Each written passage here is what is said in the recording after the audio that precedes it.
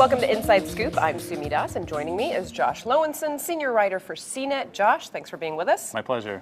We're going to do one of our favorite things today, talk about rumors. Forget that fact stuff, that's boring. Boring. Let's go through the Apple rumors, because there are a lot of them, and we are nearing sort of that time of the year when we're expecting new phones, and this is when the rumor mill gets really hot. It's fever pitch. It is. So let's start with this low-cost version of the iPhone that we think is going to come out. Yeah, there's a lot of good indications. There's been leaked cases. There's been all sorts of mentions of it. One of them in a China labor report, which is kind of crazy. I mean, they came out with this report basically from one of Apple's suppliers saying they found all these issues. But the thing everybody took away from it is that they said, oh, they're making this cheaper iPhone too.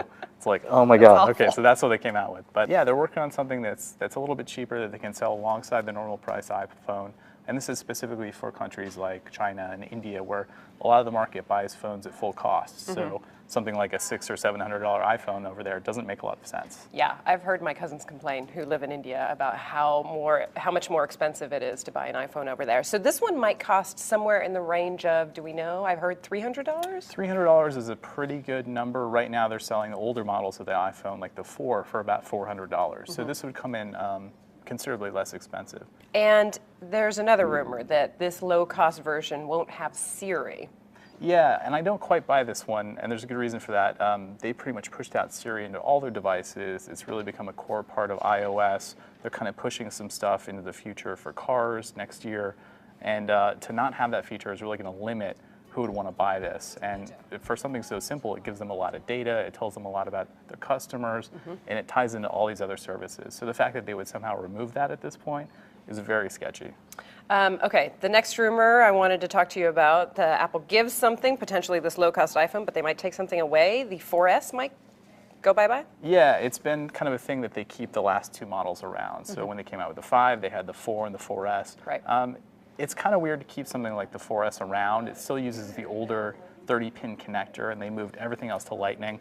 And I think if you're someone looking to buy a new phone, it's kind of weird to think about that when you're buying accessories like something for your car, maybe a music stand that still uses the connectors instead of Bluetooth, and all sorts of cases. I mean, everything's kind of pushing that direction, so it makes sense to get rid of that.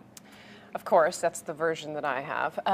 Then the high end of the spectrum, the 5S that we expect to come out. Yeah, the rumors have been very slim on this one, and I think that's because it's kind of unexciting. The big ones, of course, are the usual things that come along with the S model, which is kind of faster. This interim. So yeah, faster processor, better camera, maybe some improved software features. I mean, it's really kind of But not vague. a radical change. No, and I don't think that's what the S has ever been about. It's just kind of been about tightening things up and improving things where they can. And the potential date, September 10th? Yeah, so this was reported earlier by All Things D, who's been a very good source about that stuff. September 10th is a good time. They did the iPhone 4S in October, and then last year it was a similar date of September 11th. So it's a good time for them to release something. It comes out right in time for the holidays, and it has plenty of time to ramp up.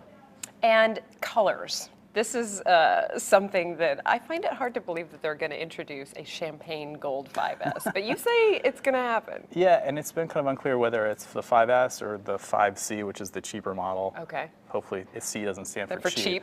That would not be a very signature Apple move. No, but I think there's been a lot of push, especially if you look at what Motorola is doing with the Moto X, where you can pick basically any color you want for any part of the phone.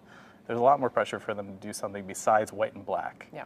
So iPads now. Let's talk about iPads. What rumors do we have there? Let's start with the mini iPad first. Sure. The big rumor for the mini iPad, which is a new screen, the Retina screen. Of course, it shipped with an older resolution one, and you can still kind of see the pixels. So there's been a lot of expectation.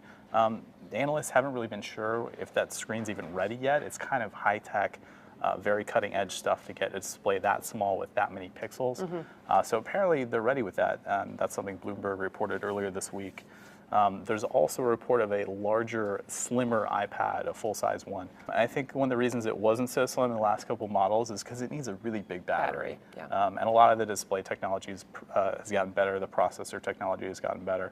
Things don't take as much power as they usually do. So that's one of the reasons for the thinness. Okay, all right. So the rumors are going to keep coming. We'll still keep talking about them, and then when the date eventually happens, we will confirm or deny them. Absolutely. Josh, thank you so much. My pleasure. For Inside Scoop, I'm Sumi Das. Thanks for watching.